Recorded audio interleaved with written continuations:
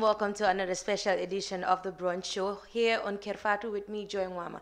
And of course, you know, I'm not alone in the studio. I have on my immediate right Mr. Lamin Cham, who is from the Standard newspaper, and our very own Mr. Mustafa K. Dabo. And we do apologize. Nyimasata would have loved to be here, but unfortunately, she couldn't make it. Of course, you know how we do it every Saturday on the brunch. We'll start with newspaper review, and Mr. Lamin Cham will definitely be taking us through on what have been trending during the week. We'll also have Mustafa take us through the Fatou website, and as well tell us about what have been trending on the social media. Lamin Cham, over to you. Thank you very much, Joyce, and welcome to our viewers all around the world. Well, what has been trending in the newspapers, if you like, was we had in the very last editions of the paper this week on Friday a major announcement by the government of the Gambia that is to place a travel ban on the 2018 budgets that is already here. The King of Lesotho concluded 2-3 days visit. So he was ambassador of FAO, and I mean there are reports that there are projects funded or assisted by FAO which have really impressed him. We also had the Attorney General, the Minister for Justice, warning Gambians that the TRRC process is coming to is likely to reveal harrowing stories of atrocities committed in the past 22 years. So he's alerting and warning Gambians that this could be a whole new ball game, and emotional scenes and emotional testimonies would come. So he's preparing the Gambians mentally, and I guess even other organizations have been doing this. They've been training journalists, try to get them to be sensitive to what will come. And you know, later in the week too, we had the president who traveled to the United States, to the United Nations General Assembly, the 73rd edition, and delivered a statement there. We will take a look at all that. Mustafa can, of course, tell you briefly what is trending in the social media, or in the Kerr.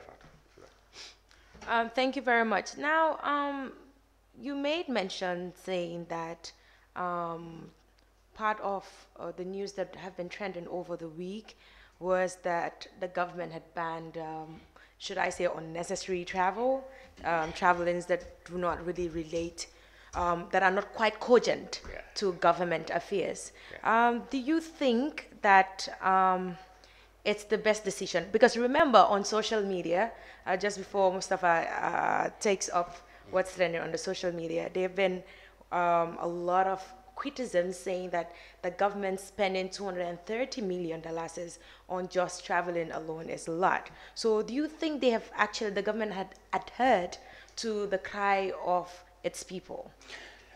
Yes, certainly. You know, it all started, of course, during question and answer in the National Assembly, when the Minister for Finance, Mamoury Njai, was questioned as to how much did the government spend on traveling alone since the beginning of the budget year, and a colossal $239 million is said to have been spent on travels and per diems.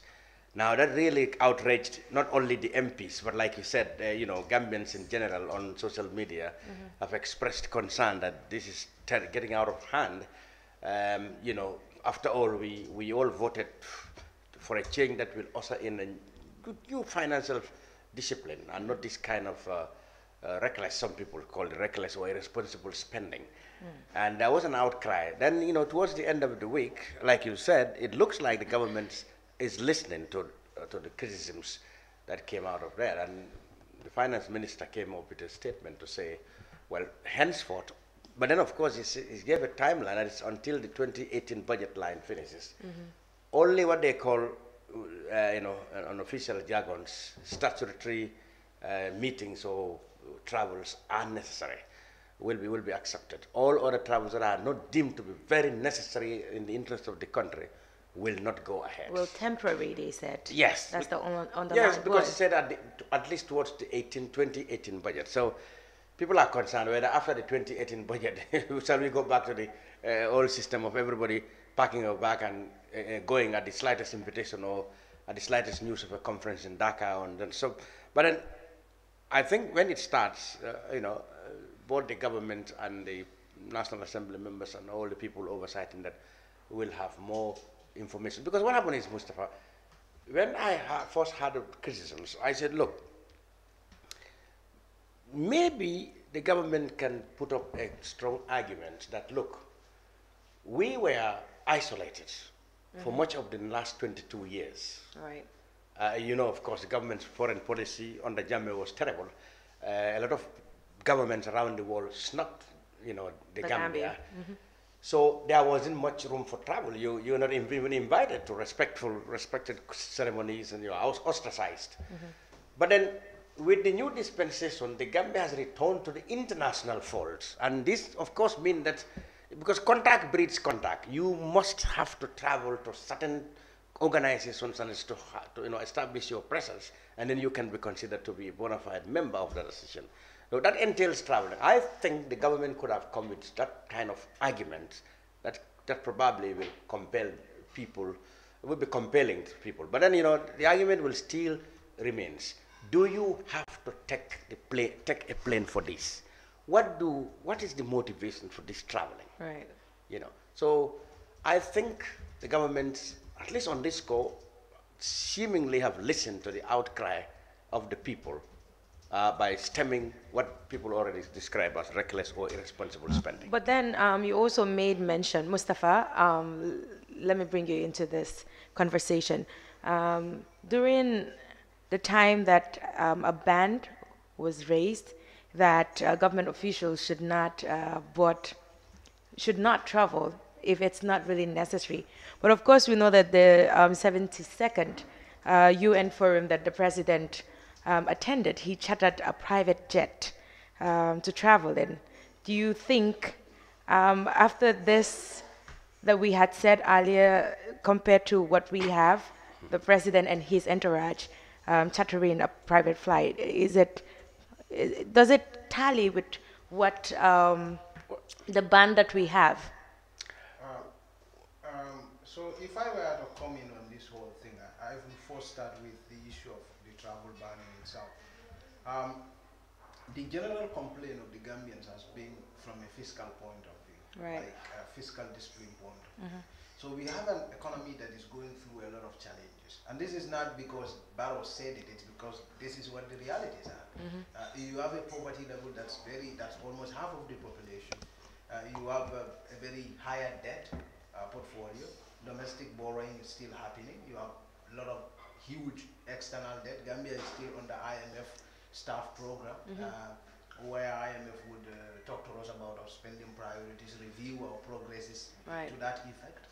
So we're still going under huge challenges. Backway has resurfaced. We've seen a lot of frustration on the streets, and the pace of reform is very slow. So this is one of the frustrations out there. Then you have travel. So the questions that people are asking is, what are these travels? What is the number of delegates that go? How much money does it cost us? What does it bring in? These are some of the questions that people ask. Of course. Now, but if you look at Barrow's travel priorities first, you will see a lot of opportunities had happened. He's brought in a lot of good things. Among them, you would know China has itself, in terms of grants, spent in the Gambia over $2 billion in a period of 2 years. Of course, we would know that based on diplomacy, China also has an interest in Gambia. Of course. But this is the amount of money is brought in. EU has brought some money. The current ITC project, which is 11.5 million euro for Gambian youth, is an EU-funded project, which of course has come as a result of the good relations between Gambia and EU. But let's look at the travel priorities in general. The first places that Barrow visited, in fact, was in Congo. And so a lot of us were saying, but why was he even going to Congo? What was the point? We were thinking perhaps the first place he would have visited would have been Senegal or Sierra Leone or other countries. that are, you know, within the sub-region, countries that have played a very crucial part, like Nigeria, in the peace that Gambia enjoys. So you would see that people have a problem with regards to destination priority of Barrow's travel, but also with regards to the number of people he traveled with. Now, suppose he goes to European countries, a lot of other countries.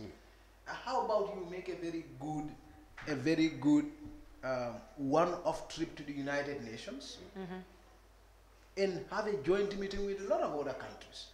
But how about also reducing the number of people you travel with? You will see that on that travel, on that list of the money that goes to various ministries, the president's office took over 170 something billion.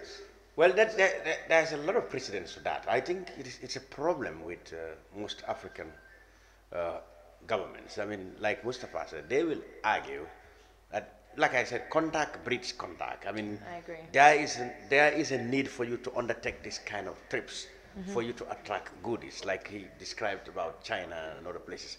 But like he said, the methods, the choice, you know, of the travels must really be looked into. I mean, some African heads of states are just, I don't know how to describe it. I mean, they just like traveling. They are globetrotters, you know, to speak. They just like to be on the next plane to anywhere, whether that conference or something is necessary. Now, okay, to some extent, Barrow has been here only for 1.5 years, or maybe getting on to 2 years, and on the average, yes. I mean, given the Gambia's economy and Gambia's status and all the boardings that we have, you know, hanging on our neck, you probably might think that, okay, he could have spared the nation from this or that other trip. That's necessary. But then, you know, in government, of course, we can only give our opinions and comments. But, you know, the inner workings of the governments, you know, definitely is beyond our knowledge. But what we could say is that it is true that we want the traveling, traveling priorities to really be looked into so that we save as much money as possible. Mustafa? Yeah, I want to add actually something with regards to the issue of statutory the travel ban, the temporary travel ban. If you look at the temporary travel ban, it doesn't offer much changes. Now, what the temporary travel ban says is that we will not travels that are considered, in our opinion, to be irrelevant will not happen. But travel will still happen. Yeah, of course, travel. So travels to UN and these large convoys, African Union, ECOWAS, travels to EU. ECOWAS, and travels to IMF, EU, and all those other travels are still allowed. So all these other major travels we are complaining of will still happen anyway. So the travels that will not happen are like, say, if some organization invites a government official to like see China to go. The minister goes, Prime Secretary goes, Principal Assistant Secretary goes, etc. Those are the type of things. But government, the travel ban also simplifies, looks at the cost of traveling from a very simplistic point of view. Right. Traveling costs in 2 ways. One, absence of an employee. Second, per diem. It costs us both in terms of human and capital. And material resources. And material resources. So if you look at travel as in, but they are saying travel ban does not extend to non-government funded travels. Yes, that's but right. that still costs us. Yeah, because it still talks about the absence of an employee individual from his work post. Right. Now, to talk about the problem in the Gambian state, the lack of discipline we've seen manifesting into this huge number of travels, you would see that the social security problem, the investigation is looking into this. But one major thing that comes out was the issue of Manja. Yeah. Manja, the issue of Manja, at least I can't confirm this, but social security documents have shown this. That Manjang traveled to Dakar, and he was going to travel to Sierra Leone when he was only approved for 3 days. He was going to, he could not go to Sierra Leone because he could not have flight. But then they are Now think about that. What is the level of discipline? If you are approved for 3 days and you can actually be absent from work for 10 days and claim that, oh yes, but because my travel to Sierra Leone was not going to be at the cost of the taxpayers. But your absence from work post is at the cost of taxpayers. Sure. But that tells you the huge number of indiscipline in the civil service. Well, and the president must be ready to set an example to be able to combat this. Just to be able to balance that on the social security matter, Manjang's arguments also included, he said, a lot of traveling opportunities that he had to push aside because he thinks that they are not for the interest of the country. If actually those things happen, and a lot of government officials can learn from that, then that is where that's where we're talking about now. Yeah. Unnecessary, because he said it about a couple of, maybe a dozen or half a dozen traveling opportunities. Right. That we are not born perhaps by social security entirely, but then he's put them aside because he thinks they are not for the interest of the social security. Now I think this is the example public officials need to take. You don't need to jump on the plane every time because there is an opportunity, there is an invitation at taxpayers' cost. And at sometimes we tend to give an excuse to public officials and say they are not paid well. In the media, who is paid enough? And that does we're not even justify paid enough. It's a moral problem. Okay.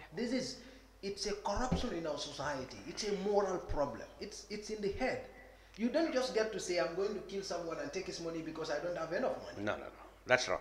Or I'm going to rob someone. Or to justify that I am very poorly paid, so I should travel so that I can perhaps gain what I probably cannot have from the salary. Exactly. That's not a good justification. So now, gentlemen, you've made mention of something key, that is the moral towards our earnings.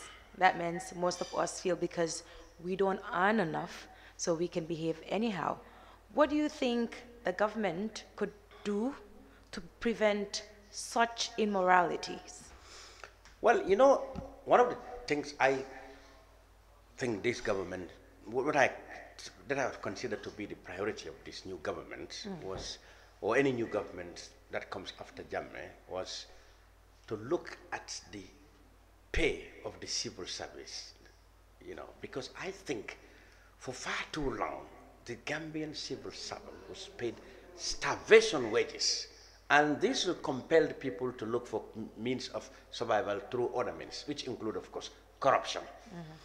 It would be said that the policeman will solicit bribe from motorists and perhaps even criminals who knew that they would be in trouble if they don't part with some money to the police officer, etc., etc., etc. I thought that the new government would seriously look into the pay of the people. But if you have this kind of expenses we are talking about, where will you get the money, to look after or to improve the living conditions or the paying conditions of the workers? Where are we going to get it? So here is the thing.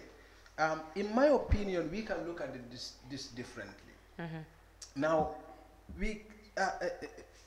as at the time of December 2016, and even as at now, if I were the president, increment of salary would not even come to my mind. Why? Because the economy is not ripe for it. It's not balanced. Because you see, when Gambia currently pays but when I'm spending a lot of money elsewhere, for example, 239 million, if I could have that, so you see, and supplement what how to call it. So this could have gone into something else. Yeah, that's what I'm saying. So you see, currently Gambia should even be conducting some austerity measures. You see, IMF pushed Gambia on this for a very long time. Yeah, like they did with Jawara. Because at the time, yes. Like they did with Jawara, yes. Yeah, you remember the economic recovery program. But so if you look at the wage bill of the Gambia, we have a wage bill, I think, of about 3 billion. Yep. So we have a lot of money, a lot of our resources going into two things: debt service and salaries. Okay, now. So this is Gambia. In fact, Gambia's close to half or more than that of our budget goes to these two things. Now, how so do you have very little resources now, for welfare, social welfare services, yes, and for developmental project implementations and things like that. Right. So we cannot afford wastage. But then look at this. How do you balance this? Where you have people crying for unemployment, and you don't have any remedy for them outside. You complaining that your budget, your salary budget is too much. You need to perhaps retrench.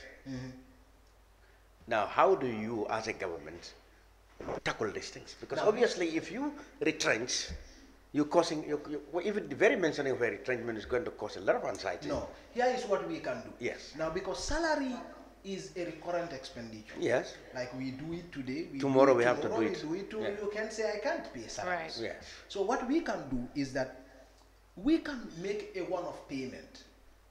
Select a large number of people we think are redundant and completely useless in the public service. We set up a fund where they can tap in. I'm not an economist, but this is doable because it's common sense. We set up a fund of say 100 million, where this civil service can tap this fund and go start a business or do something of their own, and take that burden from the economy. You understand? Now, that's one thing we can do, like they want to do with the vehicle policy. Now, you want to create a fund where civil service will have a means to acquire their own cars so that the burden of protection of car fleets or fleets of government vehicles will not be on government. And then the government is paying a lot of money on car maintenance, a lot of money on buying fuels, fuel coupons, and millions of dollars. Absolutely. So we were saying, instead of keeping this huge, large number of civil servants, most of whom are largely useless, we can reduce it to a very sizable and efficient population, where that will cost us just one-off spending of maybe 200 million, and we reduce the wage bill to a sizable number that we can take care of. So you will see that Gambia could actually save probably up to, let's say, $500 million, for instance. If we can cut on our useless travelings, we can cut on our salary expenditure. In 2 years' time, Gambia can save, let's say, $5 billion. That can be youth empowerment funds. To augment the salaries. Yes, and youth empowerment funds. We can create, imagine if Gambia can create a scheme where every Gambian youth with an idea can access fund of, let's say, a maximum of $100,000. Fantastic. But imagine how much that can But you create. forgot one thing. All these glossy ideas and feasible projects and policies have been here or have once been talked about, or even projects started to achieve just exactly what you said, but they did not work. Because the will is not there. So what guarantees that we are going to go exactly what you described is going to happen? Because if you retrench me and give me $500,000 and you ask me to go into business. $500,000 is actually too much. No, if you give me okay, that's too much. You give me $500,000. Yeah. And you said, okay, go now and run your own business. The first project that comes in, what business will I do in this country? You see, so that is the problem. Now, Gambians must begin to look at this country as their own. A country is like a mother. Gambia does not owe anyone a butut. You understand? Right. And Gambians must be able to, like you and I are not complaining because government is not employing us. In fact, you don't want to take a government job. No. Because you think that being offered a government job, I don't want to take a government job. Now, but the thing is, Gambians must be ready enough to do what it requires to do for this country. Now, and that starts with doing the uncomfortable. Yeah. The leader must have to take the lead in doing this uncomfortable reform. Now, Mustafa, and that starts with Barrow himself. And that's where we come. That's what I'm telling you. How much goodwill and courage does the government have to tackle these things? Because of course, the government is thinking of the next election, for example. Yes. Most governments are. Like the vehicle policy. What happened to it? Because it is not working because it's unpopular. And the vehicle policy, unfortunately, was going to help the government to save up to $333 million. But what's happening to it? It's not working because it's dying. Because it's unpopular. The feedback that the government got that is going to be unpopular. Like the civil servant who is used to driving his fat car from Banjul to Brufut now goes without a car. He said, well, no. Now let me quickly take. Go ahead. He would be unhappy, and he sees himself as somebody who have lost dignity or somebody who has lost respect. That's right. This, I believe, is what led the government to drag their feet on the and it's a very good, like you said, it's a very good strategy to save money. Now, Mustafa, you made mention of us taking the country as our own, And then you also made mention that some of you have been offered government jobs and you turn it down. Now, my question to you is, if we have competent people like you and Lamin Cham asked to come and join the system in order for them to utilize your skill set to upgrade in, the administrative or let's say whichever dimension you find yourself, you can augment the institution. Now, if everyone that has similar potential with you tones it down, what happens to the country? Let me say that I think our first problem is over exaggerating our responsibilities as a people. In the first place, I don't think what Barrow is leadership is not a rocket science. People who are in these positions can do the right thing. They just don't want to do it. I think that's the basic thing. This is not like, it's not like Lamin Cham and I or people out there speaking in flowery language have some special brain. No. They don't. The ability to lead people into a certain destination, of course you have to have a vision, but a large number of things has to do with your own, it has to do with your own approach and discipline towards issues. Exactly. Now, imagine Barrow has technocrats who walk to him and talk to him about the need for the government to cut spending. Right. Barrow himself talks about this every day. Every time. We will cut cost, we will cut cost. So you can imagine that he knows these things. But the willingness It's the to will implement to do it. Yeah. It's the will to do it. The will to do it. So we need a government that thinks about this in the long term. But if you say, oh, if I lay off, say, 200 people, we have already a youth unemployment level of X, Y, and Z. Now, you cannot solve everything at a time. But what happens is when you run away from doing the uncomfortable reform, the more the system goes in that very poor state, the more the problem aggravates. So we'll have more people pouring into the public service, making it more highly populated and more inefficient and more ineffective. They are poorly paid because you cannot increase salary. Look at NAWEC, for instance. They've always been talking about the issue of overstarving. Yeah. In fact, someone even told me that each time we have people who want to invest in NAWEC, there are two major things that puts them away. Overstarving and too much debt. Yeah. A small company like NAWEC owes a debt of close to over $9 billion. Where does that money go? And things like that. So you have government and government institutions that are, you don't know how to describe them. And we need to be efficient. To be able and that is the opportunity that Barrow has. He was leading a coalition government, still leads a coalition government.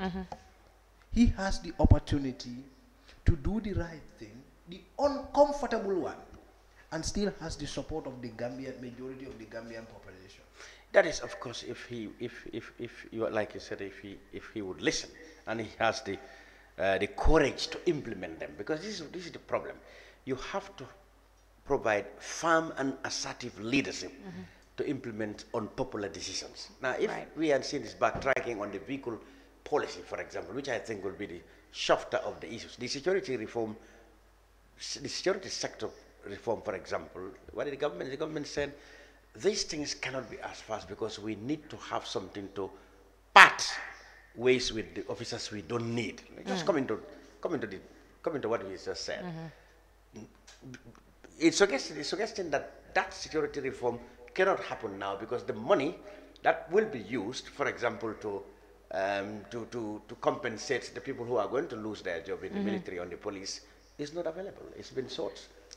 Now, gentlemen, it has been a wonderful conversation, but still on one of your major highlights during your newspaper review, you made mention of Batambedu warning. Yeah. Can you please take us through that? Yes, it was at a training of journalists, and there have been similar trainings organized by different organizations, media organizations, and including, of course, Just Journalists for Justice, and there was TRC themselves who trained editors and reporters as to how to cover the TRRC that is coming. Because the TRRC, we dealt with it here with Baba Gale said, etc. Right. It's a special thing that has never happened in the Gambia, and we're going through it. So the minister was trying to prepare the people's mind through journalists to the people, that once it starts, the TRRC is going to reveal testimonies that is really going to cause a lot of emotional distress or emotional anxiety among the people, that people must be mentally prepared for it. And then they should always, at any given time, respect the dictates of the law, no matter how harrowing or how gruesome a certain piece of information or a percentage of incident is described. So in other words, he's trying to mentally prepare the people that what we are going to go through is going to be very, very difficult to handle. Wow. So we must at all times remember that we are dealing with a special thing, and we need to go out with it intact, with our relations and our unity intact. That's what he's trying to say. Mustafa? Yeah, actually, I attended the opening of that the workshop where Ban made mention of that. The speech was presented on his behalf by Thomas Hussein. Yeah.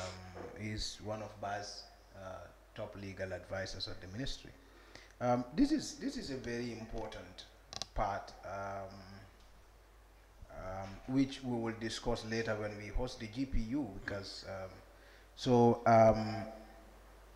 the training of journalists with regards to dealing with sensitive issues such as reporting on conflict or conflict-related issues, or reporting on severe human rights violations such as the death of a father, or the death of a mother, or the gruesome murder of a brother. You see, there are certain news that no one can prepare a mind for. Right. And journalists need to understand what those news are and how to break them. It's very important that journalists understand how to, you can report the facts, but in ways that may not endanger the peace of the country, and also the social cohesion. And that's one reason why TRRC has been engaging the Gambia Press Union, engaging Gambian journalists on the issue of reporting on conflict-sensitive issues, such as the past human rights violations that happen in the country. I think that's a very crucial and it's going to be officially launched October the 15th. I'm not sure whether the testimonies will start right away, but the process itself will start October the 15th. And I think it is like you said, it will be a difficult process for all Gambians, because a lot of things will come out. Of course.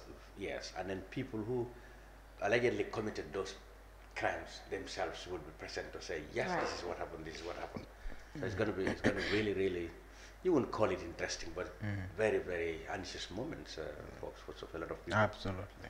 Thank you very much, Mr. Lamin Cham, for that insightful information. And of course, we hope that during the process of the TRRC, us as citizens should be there for each other and work towards achieving nothing but peace of the land.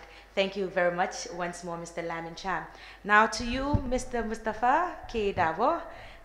What do you have for us today? Yeah, in terms of what is trending, I'm glad I'm stepping into Nima's big shoes today. Sure. There are a host of issues that have been trending online, including Barrow's travel to the UN on a Vista jet. But you have also the attack on African journalists. I mean, we were at Big Apple on drafting a manual for Gambian journalists with on the TRR, or reporting TRRC when the issue broke. And it was quite an issue, wasn't it? I mean, when you heard, I mean, this is not the first time. Absolutely, yes. My initial reaction was, is this still happening? police or securities attacking journalists. I think we have come a long way from December up to now in getting understanding as to the work of both the police and the security, the security and the journalists. I think the animosity that exists between, and the suspicion that is to exist between us have long gone since December 2016. And I cannot see any justification that somebody who is doing his or her work should be subjected to brutality. And I can understand also what they say, a journalist could provoke, you know, a security man who is walking. So I can understand what creates this kind of things. I can understand. What actually, is it that the center? policeman has this big ego that, well, this is where my instruction is, you can pass here, or you will be dealt with. Or perhaps it's the journalist who said, well, I am a journalist, and so to have access to anywhere, and then the two positions cannot clash. Yeah. But then it's unnecessary. Yeah. And I think I have my personal experiences where, for example, there was an occasion at the Kerr, we were not quite clear that the president will come, although it was suspected that he may come. That was a human rights commission sitting over there. You know, it was been said and it's been suggested that the president would come. So it wasn't. We weren't very clear. When I came to the I found out that the president was inside. I was told, well, Mr. Cham, once the president is in, you cannot go in. And a lot of other security who recognized me felt that, well, I perhaps was too big or too senior a journalist that I should find a way to go in. I said, no, I will not disagree with it. Of course. I left. Now, that is my position. I knew that the president came and I didn't know he was coming, and I could not go there because that's their line of duty. I respected that. Perhaps I think if some other journalists respect that, probably there will be no understanding. But then, of course, it depends on how I was approached. I was approached by a very disciplined officer who even recognized me. But he told me what the rules of engagement were, and that I respected and go. How can we all have this kind of attribute so that we won't have headlines like this? It's not good for the image of the security, you know, and of course the government people in general. We can't continue to have this. But Mr. Babukar Manga himself, Babukar Manga himself went to the police with the GPU president, of course, Mr. Serif Bojang, and the police have made a commitment to investigate because they said even their own conducts do not allow anyone to slap anybody. He actually slapped the journalist. That's the story. The story is that he was slapped, and that's disturbing. So even the police conduct does not allow anyone to slap anybody, and not even the police conduct, but even the basic law, even basic logic would tell you that is not something to do. So the police are investigating, and we are hoping something will come out of it. So, but another thing which is very crucial and probably the most current one is the issue of the teachers. Call them teachers for change. Teachers for change. Yeah, and we are told they met the vice president. Yes. I was not there, and I do not think journalists were there. But then we were able to get. But that was a report, I think, from the teachers themselves. Could be written in a way that. But nobody had any disclaimer from the government or the office of the vice president when it was published. So let's talk about that. What's your opinion on the position of the teachers? I mean, I have seen a lot of articles and a lot of opinion pieces and criticisms against government and also against teachers. I think what the government is concerned with is their fear that these teachers for change, the so-called teachers for change, is grooming themselves to be a rival or organization to the Gambia Teachers Union, which they are comfortable in dealing with. You remember they came to understanding when the Ministry of Basic Education released a statement to say they have taken care of the complaints of the provincial teachers, that is provincial teachers, about their allowances, etc., etc. So I think the government is more keen and more comfortable in dealing with the Gambia Teachers Union, whom they found to be more conciliatory than these teachers are a little bit more radical in their approach and in their in their rhetorics than the GTU. And I can see the government is worried that if they allow a rival organization to the GTU, that will set a precedence. Many other professional bodies will come up and say, well, we have journalists for change or some doctors for change. I and hope come up with we something. don't have journalists for change. No, but then what I think the government should do is, whether they come under the name GTU or they come under the name Teachers for Change, is to listen to them with keen interest and see what their grievances are and look into it and say whether these are absolutely genuine cases, and then tell them what is possible now and what is not possible. I think that's better than issuing empty threats. I think there is a fear, isn't there? Yeah. There is a fear, isn't there, that if government bulge, yes, probably it's a symptom of weakness. Yes, and then set a precedent. This is going to set a precedent, and then some you other think people will that fear is genuine. That is, well, yeah, of course, this fear is genuine, because you see, like on the side of the government. Yes, that is why they came out with this kind of threats, so that they can. They even said, and I think this is the first time the government has taken such really a very tough stand in all matters that have really caused controversy. And they said, well, according to the vice president, if they refuse to go, they will be replaced by retired teachers. Coming from the vice president, does that surprise Well, you? the vice president is the second most influential person in the government. But do you think he should have said that? Well, I told you that their approach should have been, whether these people come under Teachers for Change or GTU, he should listen to them carefully and analyze what their grievances are, and then perhaps make a judgment, maybe in consultation with his colleague. He could have said, okay, what he can do, what information that is really at his disposal, he can base a judgment on that and tell them what is possible and what is not possible at that time.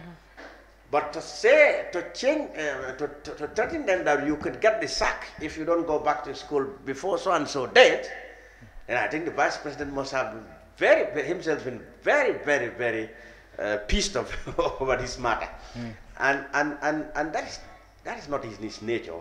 I think he must have had very serious thoughts about this matter. So, but I think it is not the best approach. Absolutely. I don't know, because these people will be emboldened now to say, well, we don't care about any threats. We should. I mean, there's an acute lack of teachers in this country. I know of a school which have over 11 to 12 classrooms, and there are only 7 teachers there. So if, as a government, I know this situation in my schools, obviously I will not threaten some who are retired teachers. After all, who can you get, and which old man will you take from Banjul here and send him to Basse, which is perhaps the most convenient place to go, or Wuli? They will not go. They can't just even travel there, let alone to teach there. Absolutely. So whereas I am not encouraging open rebellion, because these grievances have to be reasonable. You cannot jump up and say you want to earn $10,000, all of a sudden, oh, you will not do this. That is not possible. Everything is work according to an integrated budget and something like that. But then things can be negotiated maturely on both sides, and then we got to our solution. So I think the teachers should go back to work, but the government must not rely on threats. We must always, a democracy is about participation. People will, we see in other countries more chaotic in Senegal than here. Everybody will get up and say, we will not this, we will set light on this village today or this office today. But at the end of the day, they come to a time. So our people must learn, how do you tackle participatory democracy, and how do you resolve issues amicably without it's turbulent always. Yes, it's always turbulent. So yes, I think, Joy, I still have some few minutes to talk about our platform, Kerr Fatou website, because of course, of course, there are things that are trending, but there are things that we've also covered that were not necessarily on Facebook or newspapers. That's right. I did a feature on migration. Backway has come up again. This year, 3 boats from Gambia have been intercepted in 2018.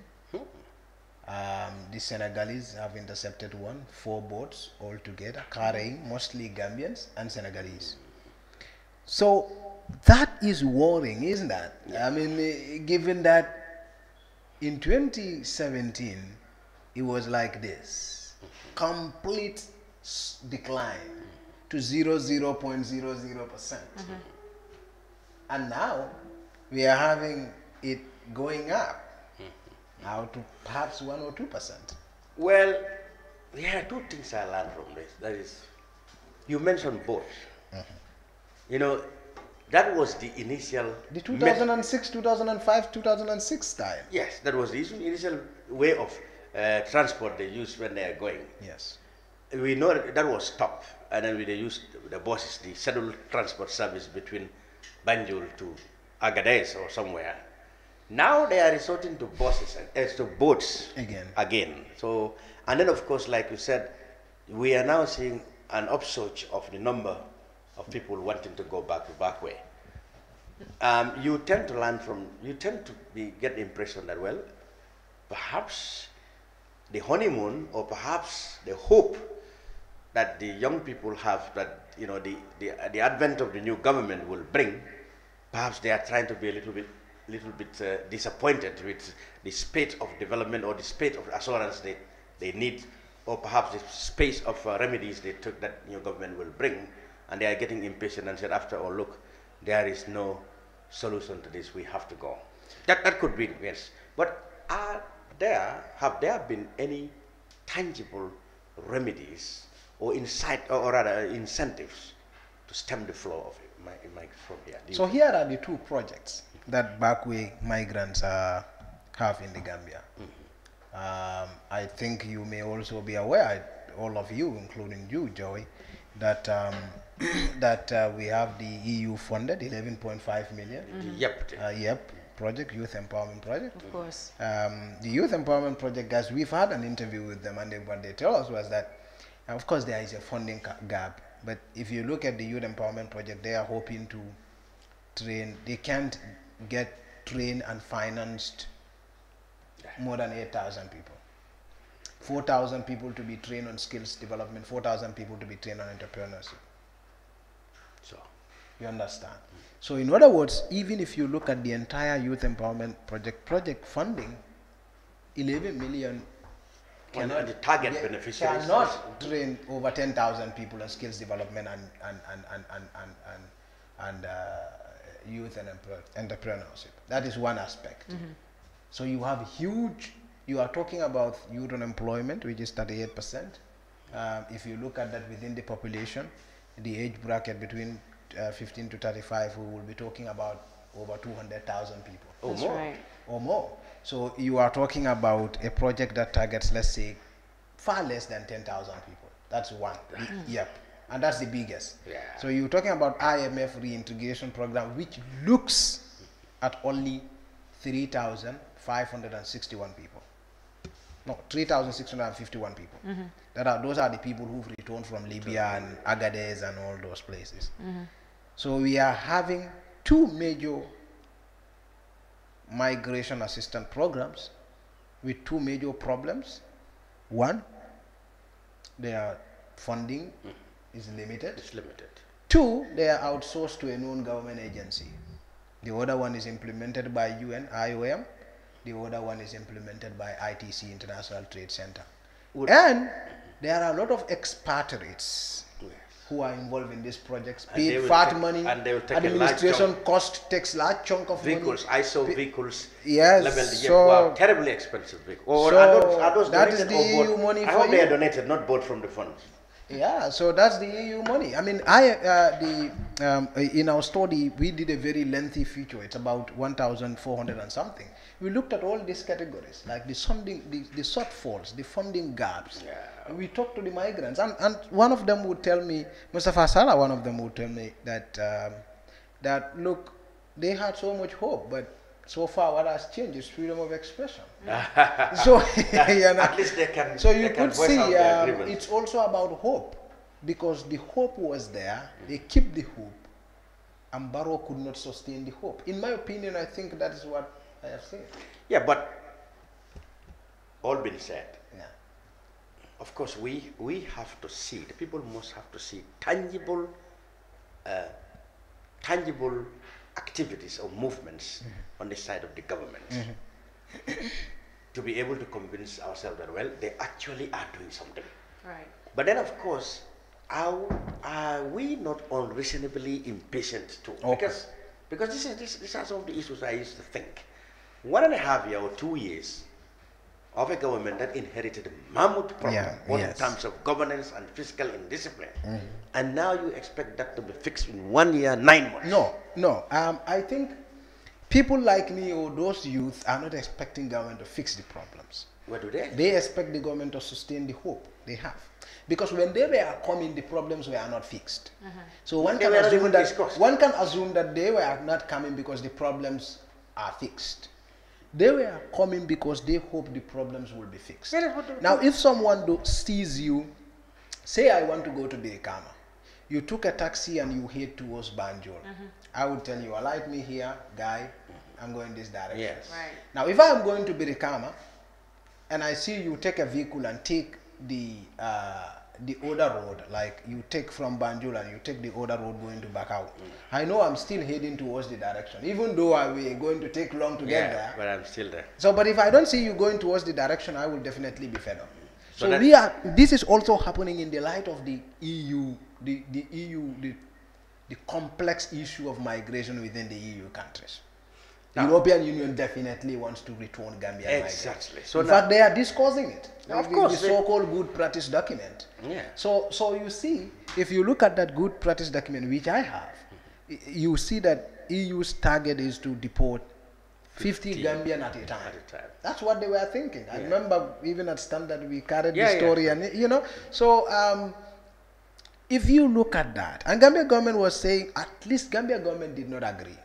They did not agree because they knew that's a potential national security threat. Yes. You have a number of youth you can't even take care of. How do you get orders to? So you know, Khalifa Salah is going to Germany on October 6th. There is going to be a program with with Gambians who are based in Germany to talk about the issue of migration. And you know, you have German companies that also want some migrants. Because they keep labor and skills. And you know, so sort of labor that even Germans wouldn't want to do and Yeah. things like that. Now So even Sorry, let me quickly take you back to where you said we have 2-3 organizations that are so focused on youth empowerment programs or projects, and you made mention like a place like here where they train about 4,000 entrepreneurs and then others with skill set, if I am correct. Now, don't you think that this 8,000 youths are equipped with skill set and theoretical knowledge about business?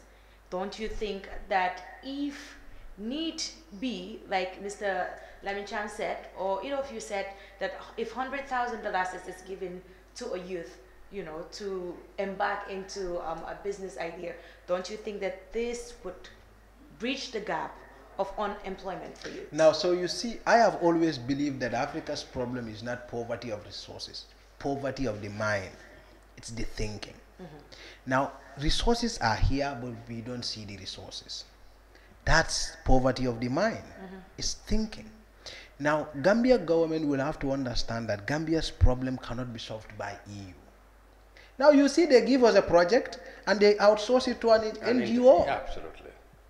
You give me millions, you outsource it to an NGO, and expatriates are being paid in that project. Staff salaries are in that project. But is that not administrative cost is in that project, and every other thing is in that project. But isn't that also to ensure that it at least it is successfully implemented? Yeah, that means you don't trust me. No, but you don't even trust in my ability to but take care of my own needs. But they may have experience. We have outlined here how many glossy and well thought about projects which were implemented directly by successive governments failed. Yes, absolutely. I will come to that. And I think that what Gambia needs to do, and this is what Barrow must do.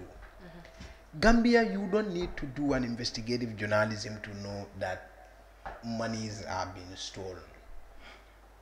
You don't need to be a journalist or need to be an editor to know that we are spending a lot of resources in things that are not necessary, like travels. And believe in me, if Gambia could cut on all these slippages, the revenue sources in the market are stemmed. The revenue slippages in the markets, in the ticketing system is stemmed. The revenue sources and the misappropriation or the little corruption in revenue generation within the GRA is stemmed. The issues of procurement within the government is addressed. The corruption, that the number of corruption cases of associating to procurement that comes before the Public Accounts and Public Enterprise Committee of the National Assembly, it's a lot. Monumental. Millions. Trust me, Gambia government can save up to $500 million in a year. But now think about $500 million is for a youth fund. It's a lot of money. It's a lot of money. It's a lot of money. But then the thing is, how do we get to stop this? Because these are things that you don't need someone to complete senior school to be able to understand. Yeah, but then how do we stop it? Because the government officials will say, but how can we know all about this when I'm sitting in my office hoping that my director, my purchasing officer or the purchasing officer is doing the right thing, bring me the right receipts. Maybe we would need to have general attitudinal change on the part of the yes. So governments are not our problem. And then we are our problem. I had a suggestion from somebody, one of the panelists in QTV last night. They said perhaps one way of curtailing this exorbitant monies that are spent on traveling, as well as cutting the incentive, making travel no longer incentive is to ensure that hotel bills or services are paid through cards instead of giving the person per diem cash. Because according to the analysts, if you give somebody cash per diem, 150,000, the person will go and stay with a friend or a family in the United States or wherever he wants, and then he will hope that he will save money and bring back. But if you give the hotel costs and what they call sustainable daily, whatever it is, SDA or SAD, something like sustainable daily assistant or something like that. He said that is what we should introduce so that people will no longer have any incentive in traveling, because you will only go with a card that will only cater for what exactly you need during that trip, and you don't have any other money to keep. I think that makes some sense. But then of course, he transformed this into procurement, for example. In the developed world, in the advanced world, I mean, revenue does not leak through procurement. As it does? No, through procurement doesn't. Like we are going to build this market, and it is going to take 3,000 bags of cement, right? Now, we give the money straight to Gassam, and he supplied 3,000 bags of cement. Now, the laborer or the supervisor or the site manager will take 10 bags of this every day and go to Serekunda and sell it there. But if there is nobody buying in Serekunda, everybody must buy cement from a store with a receipt. Then will they steal it? Yeah, they will, because they are talking to procurement, they are talking to the people who are selling those equipments. Yeah, now you favor me with... Where do you sell it if there is no buyer? So you see, that's the problem. So if we have all those problems... So those are the problems. There are so many rooms for revenue leakages that we don't have answers to. And this is what we need to invest in youths to stem migration. This is our problem. Not necessarily the EU funds. That won't help, because they are always insufficient. Good. Thank you very much, Mr. Mustafa K. Dabo. It has been quite a heated argument in regards to both youth empowerment, illegal migration, and so forth. And I believe our viewers have learned a lot from that. So moving ahead to one of my favorite sessions of the show, which is the Entrepreneur. And what we do is every edition of the program, we profile a Gambian who has set up a business for economic growth and employment creation. And of course, like I always say every other Saturday, that also enhances the GDP of the nation. And today, we'll be watching a Gambian who's making a name for himself through the specialization of batik and designs. He goes by the name Babukar Janko. Let's watch.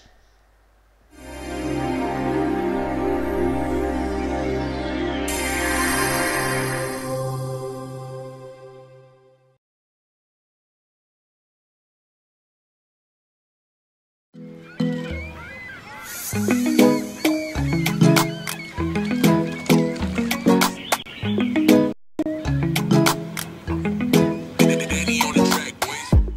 alaikum. My name is Babukar Janko from Sukuta Nema. What I do is batik, tie and dye. And then despite doing that, I'm still a university student, a first semester university student, major in management and then minor in economics. And at the same time, a GINA. And I'm a proud GINA for that matter.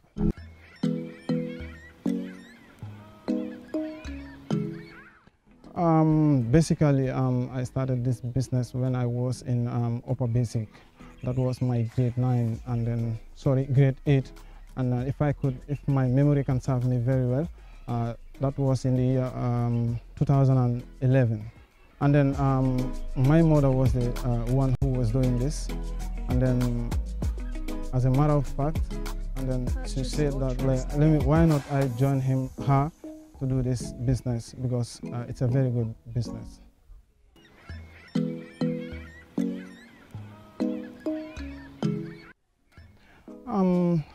What inspired me is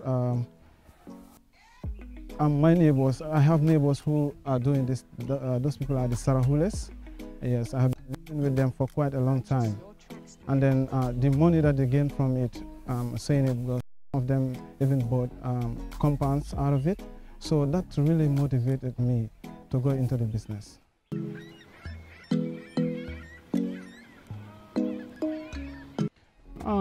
The challenges that I face, I cannot be overemphasized, but just to name a few, and then the fundamental one that, for that matter. The first one is financial. Yes, financial challenges, because you cannot do business without money. So money makes money. So that's my first challenge. And the second one is the market. Yes, because in the Gambia here, people believe in exported products down to their own products. That's also a difficulty that I'm facing right now. And then the third one is how to manage the business.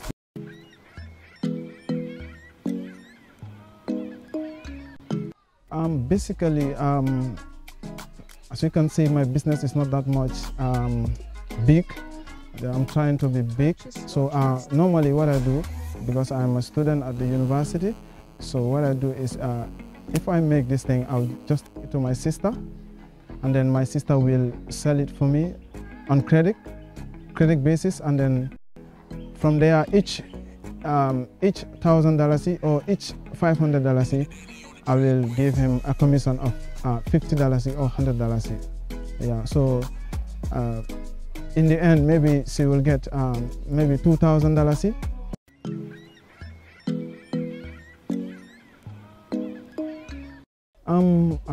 As far as batik and tie and dye is concerned, I can say all kinds of people are my customers. But normally the people that I do business with are the ladies, because ladies are into these fashion things than men. So that's why most of the things that I do make is based on ladies.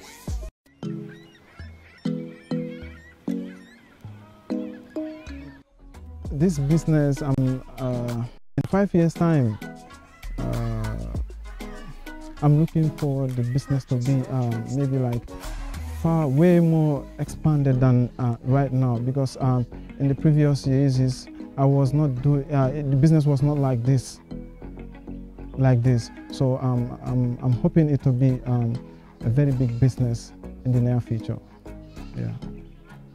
And then I would like to employ more Gambians, or encourage them to get into this business, because normally the people that will do this business is the Sarahules, and then for me, I'm a Mandinka. So despite being a Mandinka and at the same time a university student, I can do this and then employ a lot of Gambians, and then at the same time encourage them to be into this business. Yeah.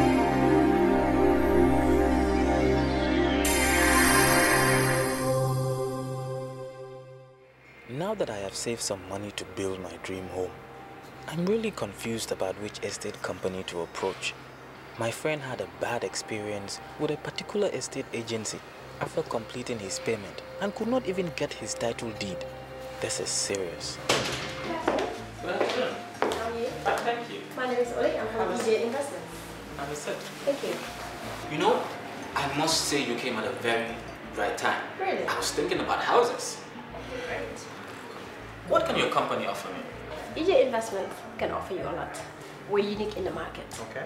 We own our properties and we ensure that they're developed with modern technologies. They're affordable and they're strategic locations. We don't just sell pieces of land, but we create settlements. What makes your company different from others? We're different from all real estate companies in the Gambia because what we have to offer is affordability, safety, and security.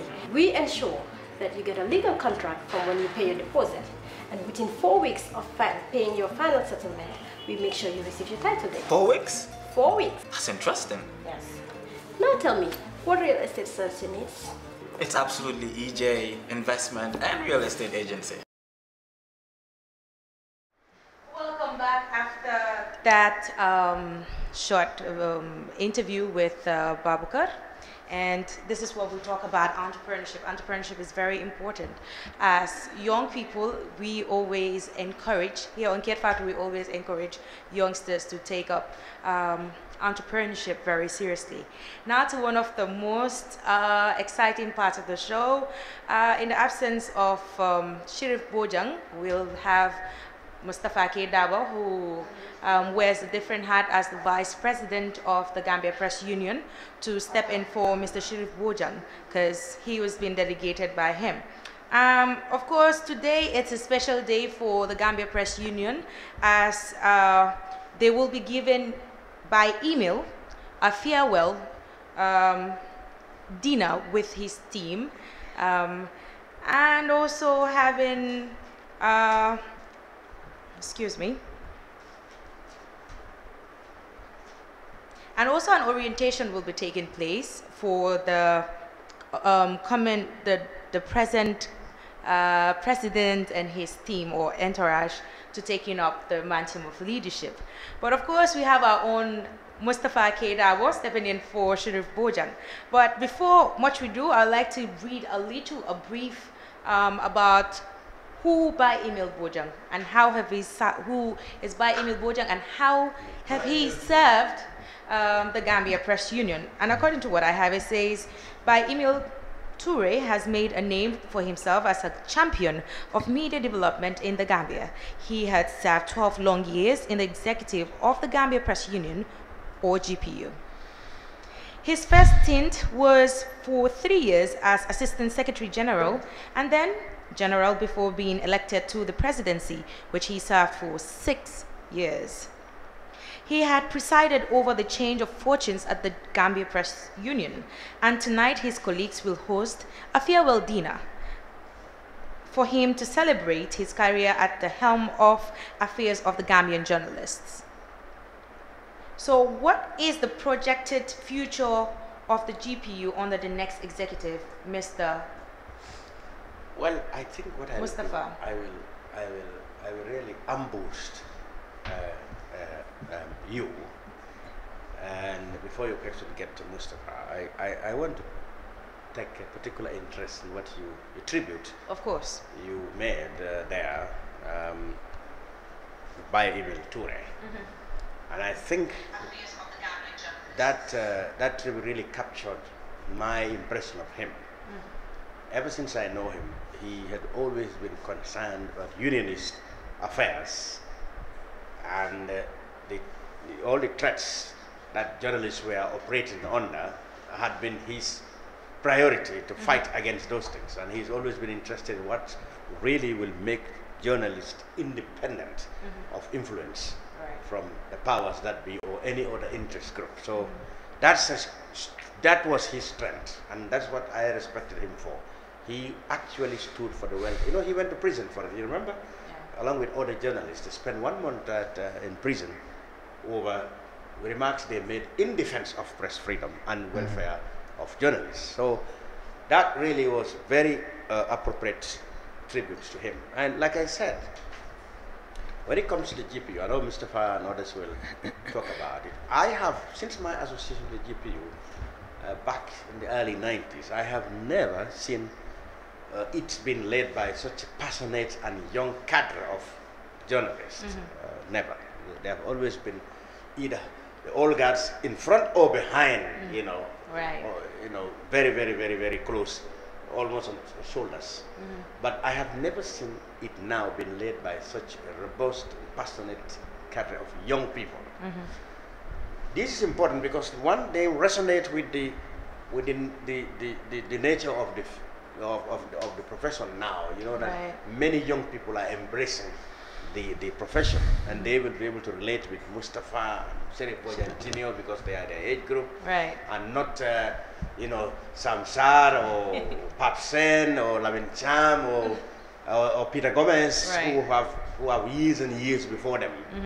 So that's very significant. That can provide an opportunity of you know, of a very close and very favorable working condition and relationship between the executive and the entire membership. So that's an opportunity I will you know, engage, or I will indulge them for them to exploit as much as possible. There will of course be, when you don't deal with young people, you must be ready to prepare and be thick-skinned. You must be ready to put controversies, unnecessary criticisms, unreasonable you know, allegations, etc., etc. Of but course. the more you are level-headed and able to talk your way out and convince them that you're actually doing the right thing, the better you're prepared for the job. Right. Yeah. So Of course, Mr. Mustafa K. Dabo is the newly elected press union vice president and stepping in for his superior, which is the president, Mr. Sheriff Bojang.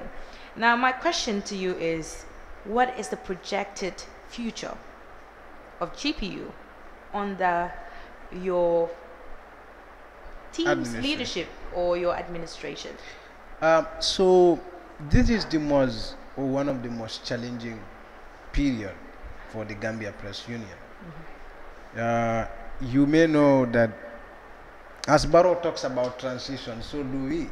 Right. He talks about inheriting a government that is so problematic. We also inherited a system, not particularly of GPU, but of the immediate environment of the Gambia Press Union that is very turbulent. You know that in the past there were a lot of violations, and so we've transitioned from an era where GPU was serving more like a fortress for a number of troublemakers, as Gambia sees them. threats, yeah. So into an era of democracy where GPU now deals with capacity challenges. There were very few people who were very active journalists in this country under Jambe, and most of them were on the side of the newspapers.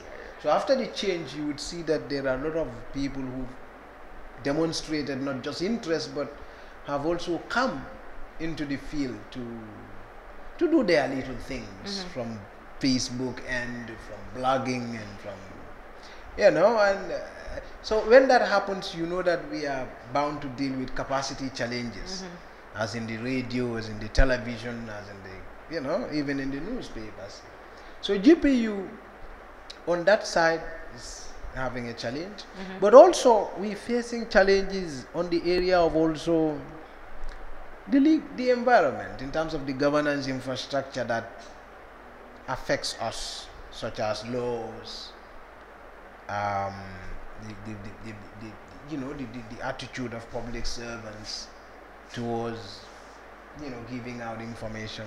There is no free access to information law in this country. So we are, you know, working with the government. The Constitutional Reform Committee is there, the TRRC is there. So it's also a time when GPU is like having problems coming from all directions. So it's not a very good time to be president and vice president. Now, And if you add expectations on that, because yes, there were troubles on the Jamaica. Yeah. But one can argue that you people are coming at a time when the environment has changed. Absolutely. I mean, significantly improved now. Absolutely. The climate of journalism, yes. Now, wouldn't this mean, of course, that you mentioned, of course, your challenges you want to confront with one capacity, which is a problem, it's also a problem, and ethics and etc. But wouldn't this now mean that you probably now have more chance to do the job better Absolutely. Than Emily and others who were constrained by the powers that be? Absolutely. So you know, that is an opportunity, and that is also a challenge, because with the opportunities comes huge expectation. Now, huge expectations, as in any governance set of a a very difficult thing to manage. So we are very much conscious of that. And one thing we think we going to prioritize more than any other thing, and we know this is one of the biggest expectations of our members, is capacity and staff welfare in the newsrooms.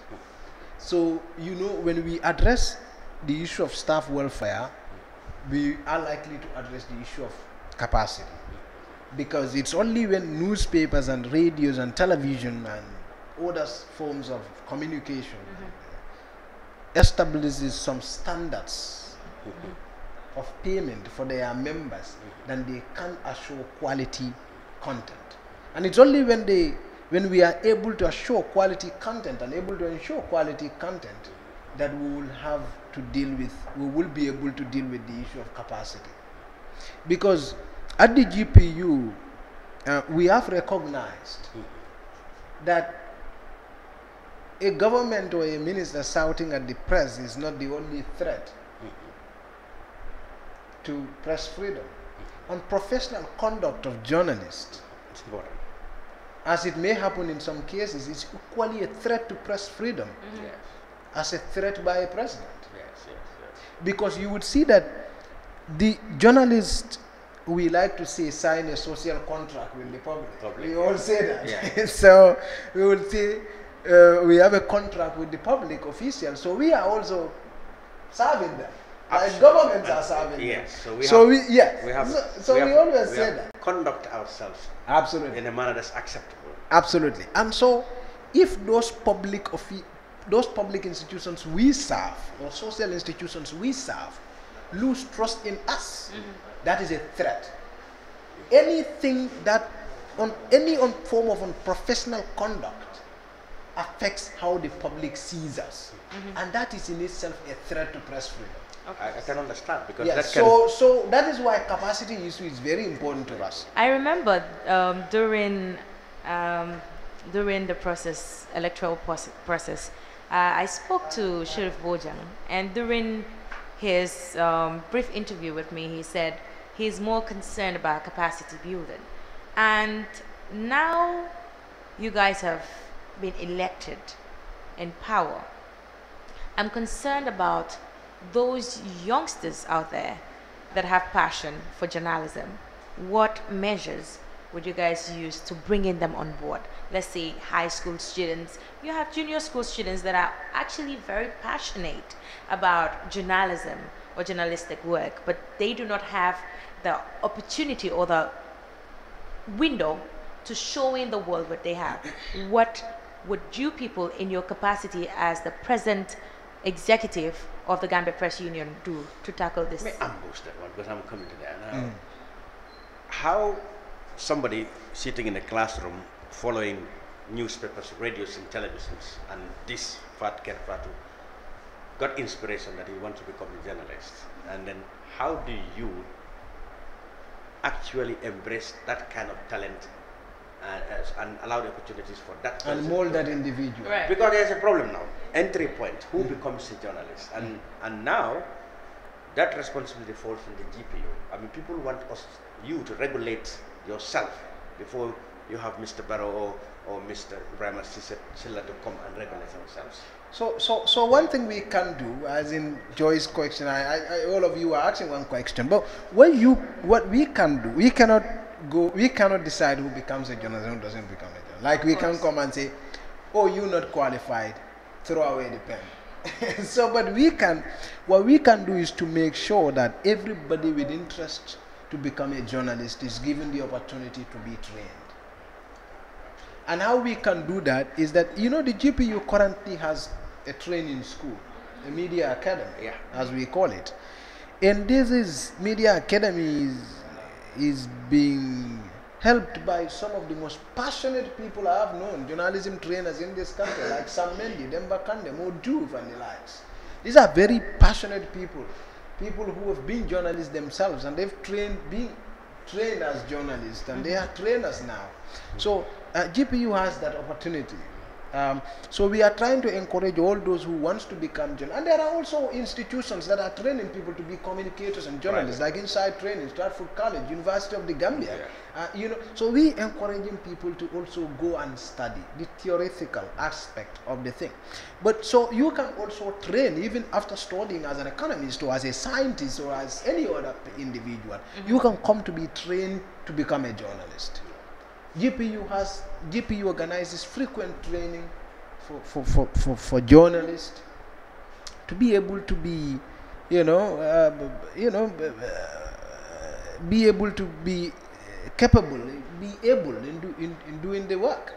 So that is an opportunity that's available to starters. And also we have a small booklet, I like to call it a Bible or a Quran of journalists. So it's like the code of conduct of media practitioners, as all of us agreed upon. You know, there are certain standards we set for ourselves. That you can do this, you can do this, you can do this, you cannot do this, you can do this, you cannot do this. So we are looking into all those things, and to ensure that, and media commission is also coming up. You know, so now the common criticism against journalists is that, okay, the journalist will misbehave, and then whenever you touch him or her, the whole fraternity take their microphones and pens and say, well, this is this. When actually they actually fail to analyze how did this problem start. But then they said we just blindly loyal to one another just because we have big platforms to be had than the other sector of people. Whatever happens the next day, before people ask them, we go with our speakers and pens. Journalists harass here and there. Now. Yeah, so that may be a justification to sort of oppress journalists in a way. But personally, I don't think we treat ourselves as very special people. You've said it yourself, you went to State House and you couldn't enter because there were certain restrictions and you had to accept. And even when the security person wants to compromise, you tell him, I don't want. So there are very polite, seasoned Gambian journalists who are in the affairs of things, and they are doing the things right. So of course we will have some few troubles here and there, wherever we feel there is a trespass, because when GPU is confronted with an issue such as attack on a journalist, we don't just jump up and write a statement. We assess. We look at it. Is this in relation to the work or not? It's one of the things we look at. Could he have been at fault? What were the measures that the journalist also took? Who was the force that attacked? That is if there is a confrontation, physical. So we factor all those things into consideration, and we engage the authorities. If it is, in the case, if it's the police, we will call the police PRO and solicit some facts. If it is the army, we will call the army PRO, and even before we put out a press release. So, but one thing we also understand is that quite often a time, people cannot, they're not happy with what we do. Absolutely. Because it's in our default setting that we are critical. It's in our default setting that we are not satisfied with some basic actions. We are naturally curious. Yes. And made of blood and veins to stick our nose into things that people our consider default setting. not to our make business. what is not our business our business. And therefore we are naturally annoying to many people. That is what I am saying. So it's like if you are telling an auditor that the business of an accountant is not the auditor's business, it's a problem. It's a problem. So That is why sometimes we are, some would say journalists are endangered species. Now, there's in the present day GPU, some ordinary members might just say, okay, there are a lot of millions coming to the GPU in terms of projects and assistance. Millions and millions. Some don't know how they come, they just name millions. Now, how do you go about to ensure transparency? But because, during the election process, you had one or two places, okay, my problem with the GPUs, I don't seem to know what is happening. Perhaps they should be more transparent. How do you gonna allay people who have such kind of fears, allay their fears that, well, everything that comes to the GPU will be received and spent and explained in a manner that will definitely be satisfying to everyone? Absolutely. It's one of the things that we talked about very well when we were coming. Personally, me and Sirif Bojan Jr. have talked about making available to GPU members audited accounts of GPU projects regularly.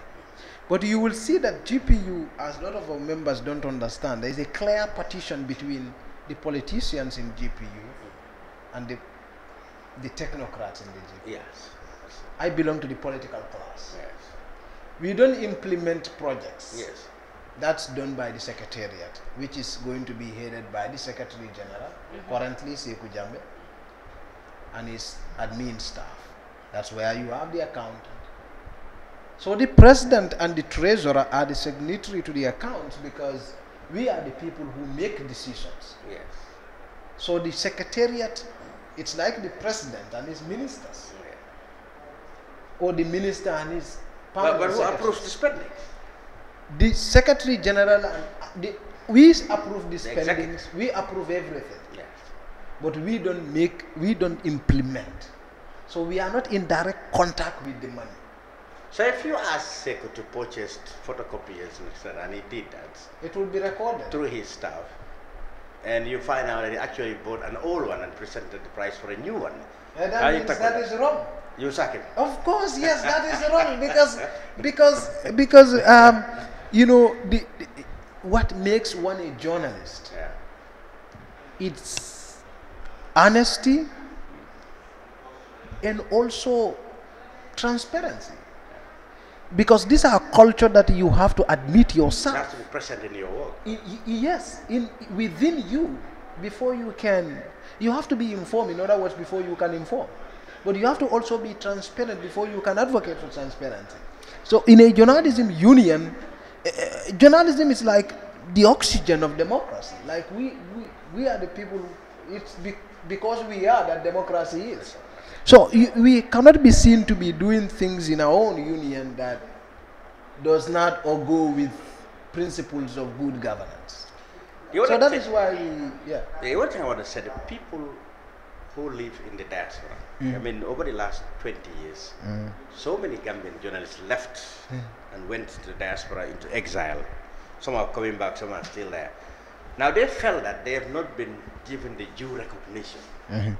For example, there was the case of Fatou Jaumane, yes, who, according to the process, was not qualified to contest, either because she did not pay her dues, or she probably was not au fait or around or not interested in GPU activities. I don't know what the reason was. Now, a lot of people in the field abroad felt that that was a raw deal for people who have fought gallantly. Because you have to remember that these people who were in exile, they absolutely advocated and even support through means, financial means, and the GPU in tackling some of the problems that the journalists faced here. So do you have, a policy or a plan to integrate the journalists who are in the diaspora?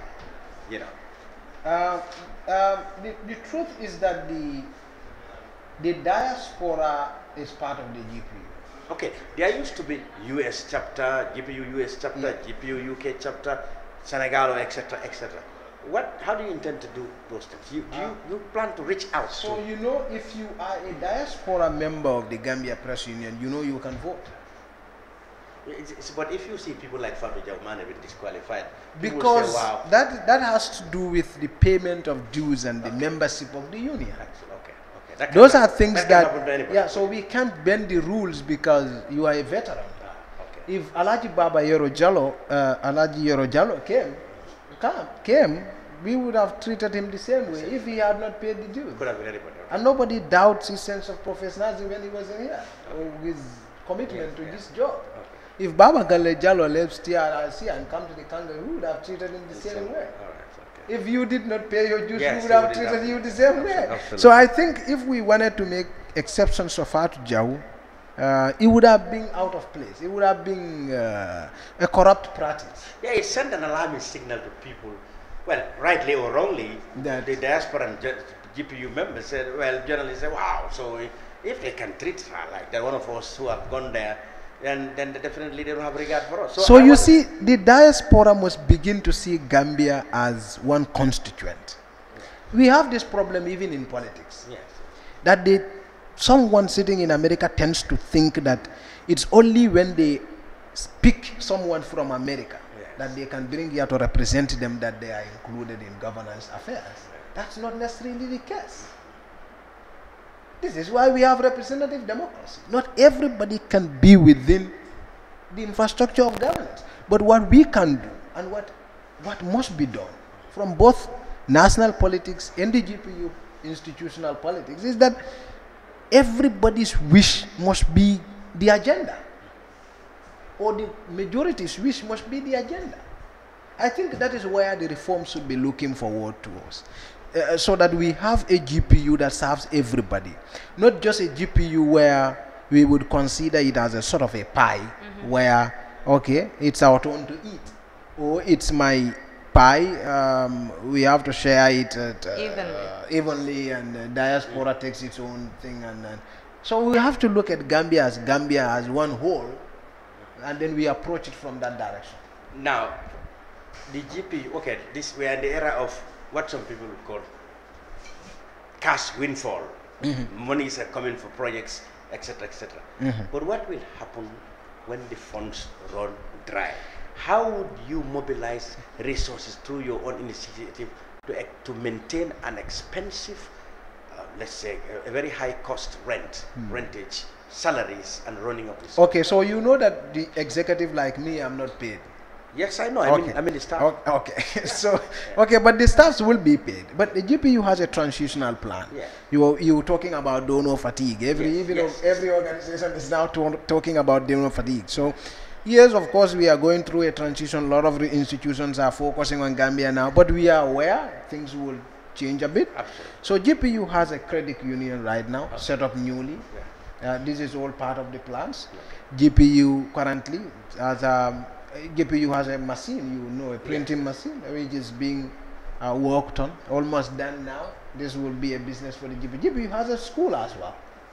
Oh yes, would the funds accrued from those fees and etc. maintain the staff? Yeah, but this is it's part of the plans. I'm just rolling out. We are rolling out so that GPU becomes a sustainable. That's the word, sustainable. Yes, a project, not just an institution that relies on donor funding. So those are things that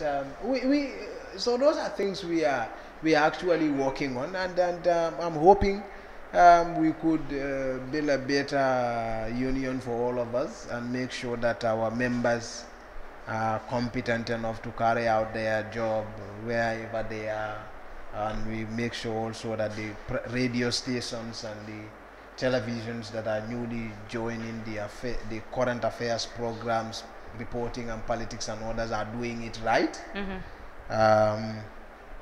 So we know we have a lot of challenge, but we are determined to fix them.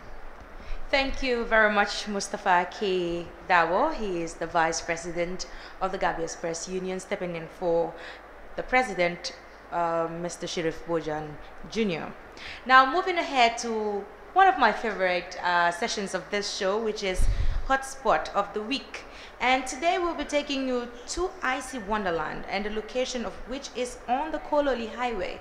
If you need some ice cream, come on, it's the Brunch. and it's kind of hot. Let's take a watch.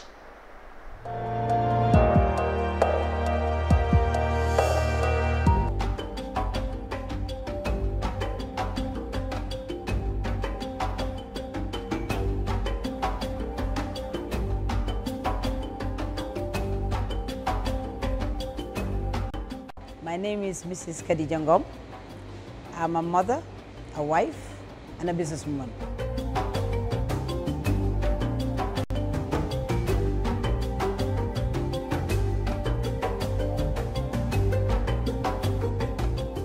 So in 2012, I decided, okay, let me take business to Gambia.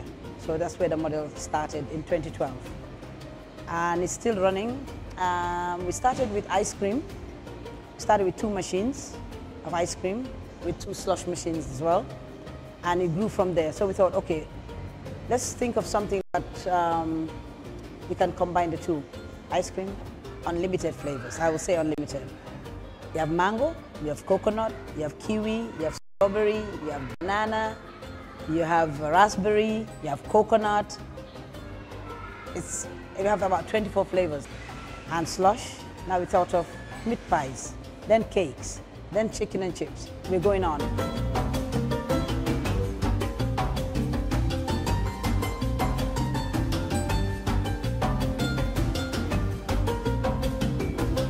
But one thing I can tell you is, we have the magic touch.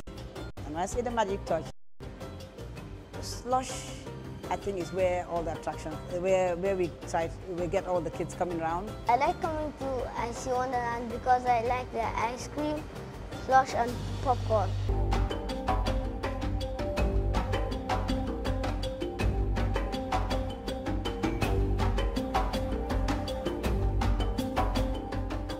Because if you bring your kid, you're bringing the mom and dad in as well. Customer service is very good. They attend very well. And then we also offer free Wi-Fi. You can watch football for free. You can have birthday parties here for free. I mean, when I say free, I mean the space. We don't charge for space. And our offerings are unique in the sense that the type of chicken we do is not like put on the fire, burn it. We have a pressure fryer, just like Kentucky.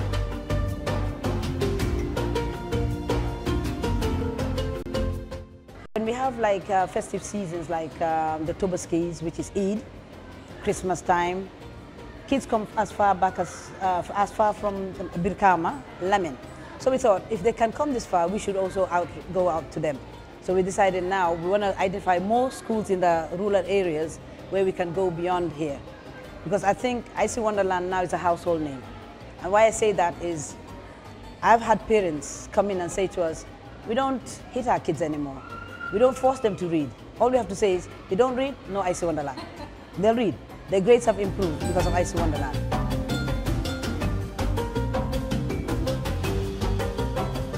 On Tuesdays, we have what you call the Crazy Tuesday.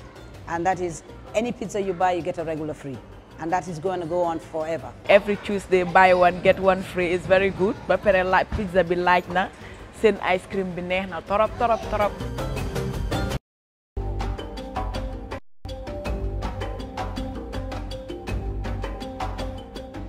On the other side there, we're going to open a kids area where there'll be like bouncy castles.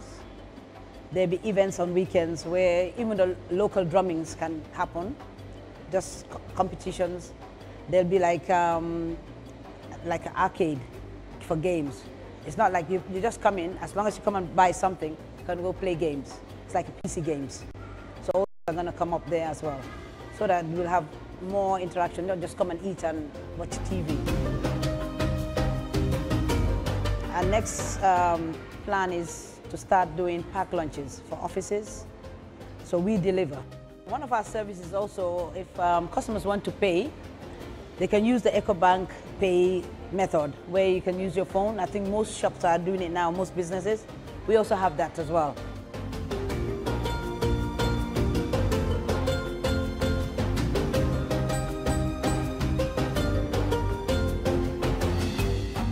If you want any food snack,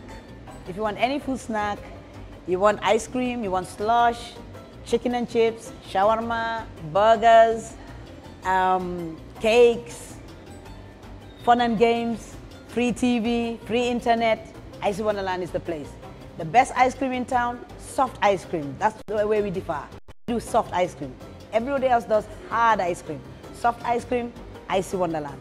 Nowhere else but us. Here we are in Icy Wonderland, the hottest spot in the Gambia. Soy ut place bu baax and a hot spot ñëwal Icy Wonderland. It's the hottest spot in town.